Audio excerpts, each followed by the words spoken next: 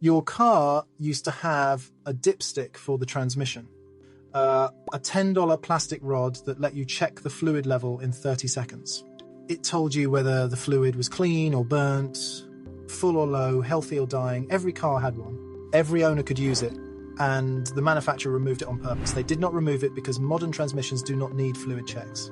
They removed it because a transmission that is never checked is a transmission that fails on schedule. And a failed transmission is a $3,000 to $8,000 replacement that sends you straight back to the dealer for a new car. There are 5 parts that used to be standard on every vehicle sold in America. 5 parts that kept your car alive, kept repairs cheap, and kept ownership in your hands. The manufacturers removed all 5. Not because the technology improved, but because your independence was cutting into their profit margin. I am going to show you all 5, the specific dollar amount each removal cost you, and the one part that was so critical to your safety that removing it should have been illegal. That one is last. It does not just cost you money.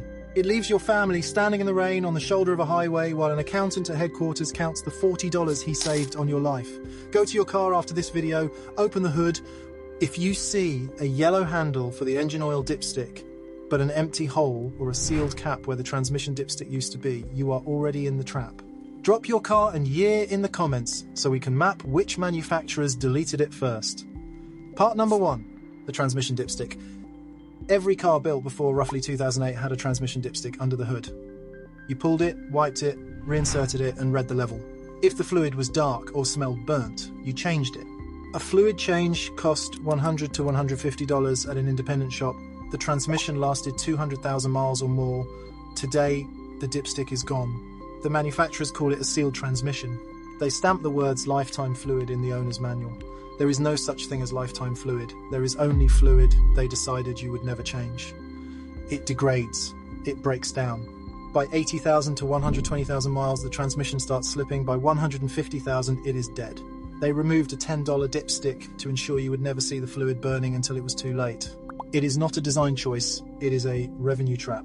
Replacement, $3,000 to $8,000. 50 times the cost of the fluid change they told you the car did not need. But the dipstick only costs you money. The next part they remove costs you money and turns a 50-cent seal failure into a $600 death sentence. Part number 2, the replaceable wheel bearing. On every car built before the mid-2000s, the wheel bearing was a separate component pressed into the steering knuckle. When it wore out, a mechanic pressed the old one out and pressed a new one in. The bearing cost $15 to $30, 1 hour of labor. Total bill $100 to $150 per corner. Today, the bearing is sealed inside a hub assembly. The hub contains the bearing, the flange, the studs, and the ABS sensor. It is a single, unserviceable block of metal. It is a toll booth on your axle.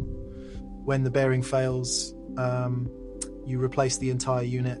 And because the ABS sensor is fused into the assembly, a 50-cent seal failure inside the bearing triggers a traction control fault that shuts down your stability system. A bearing problem becomes a software problem.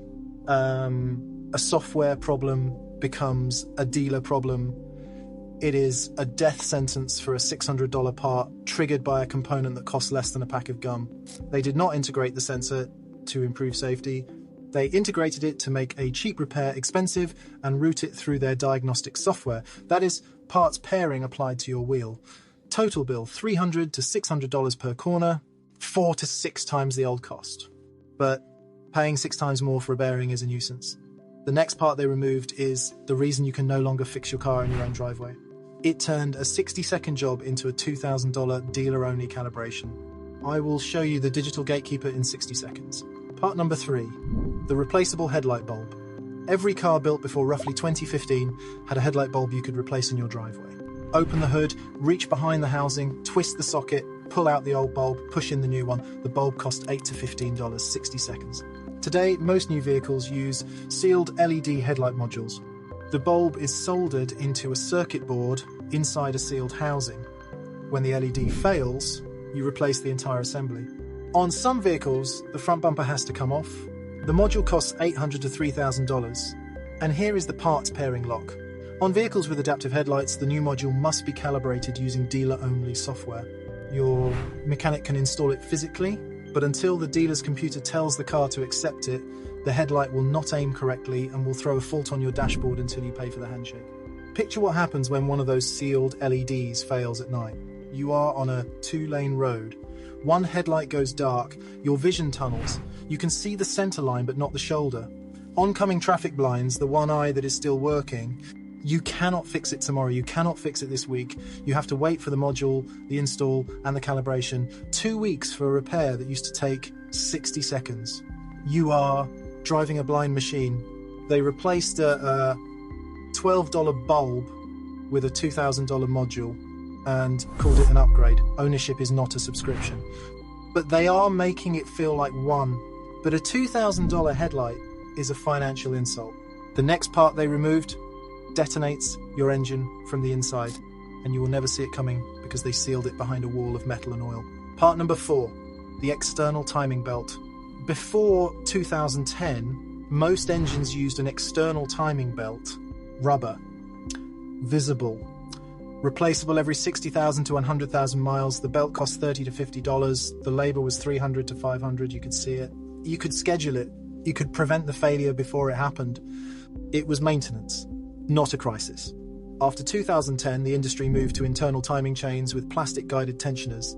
The chain runs inside the engine, bathed in oil. The marketing says maintenance-free. What it means is that when the plastic guide fails, fragments circulate through the oil and embed in the bearings and the pump. When those fragments reach the oil pump, it is a death sentence for the engine. The block becomes e-waste. They replaced a $400 scheduled service with a $4,000 catastrophe you cannot predict, cannot prevent, and cannot afford. They called it progress. It is the opposite. What is the most expensive, simple repair you have ever been quoted on a modern vehicle? Drop the part, the car, and the price in the comments. I want to see which manufacturers are charging the most for parts that used to cost nothing. And now, the 5th part, the one that should have been illegal to remove, because this one does not cost you money, it costs you safety. Part number 5, the full-size spare tyre. Every car built before roughly 2010 came with a full-size spare tyre, flat tyre. Jack the car up, swap it, drive to the shop at full speed, no call, no waiting, no dependency. Today, most new vehicles come with a tyre inflation kit, a small can of sealant and a 12-volt compressor. The kit cost the manufacturer $8 to $12. The spare tyre it replaced cost $45 to $60. The manufacturer saved $30 to $50 per vehicle. And they lobbied for weight savings regulations to justify the removal, citing fuel efficiency gains so small they are statistical noise on a vehicle that weighs 2 tons. Here is what that savings costs you. You are on the shoulder of the I-95 at 11 at night. Rain. Your family is in the back seat. The sidewall tore on a pothole. You pull out the inflation kit. The compressor whines. The sealant sprays into the tyre and immediately leaks through the gash. It cannot seal a tear. It cannot inflate a blowout. You are standing in the rain holding a useless can of foam that cost the manufacturer $9, waiting for a tow truck that will take 1 to 3 hours to arrive. Your children are watching. You realise that the car you bought to protect them left you stranded because someone in a boardroom decided your safety was worth less than a pizza. The spare tyre was the last fail-safe between you and total dependency on a phone call. Removing it should have triggered a federal investigation. It triggered a press release about fuel efficiency instead. The pattern across all 5 is identical. The dipstick, the press-in bearing, the replaceable bulb, the external timing belt, the full-size spare. Each one was cheap, simple, and gave you control. Each one was removed and replaced with a system that costs more, brakes harder, and funnels every dollar back to the dealer. Before you sign for your next car, perform the 5-point audit. Check for the dipstick under the hood. Check whether the headlight bulb is replaceable. Open the trunk and look for a spare tyre. Ask the dealer if the timing system uses an external belt or an internal chain.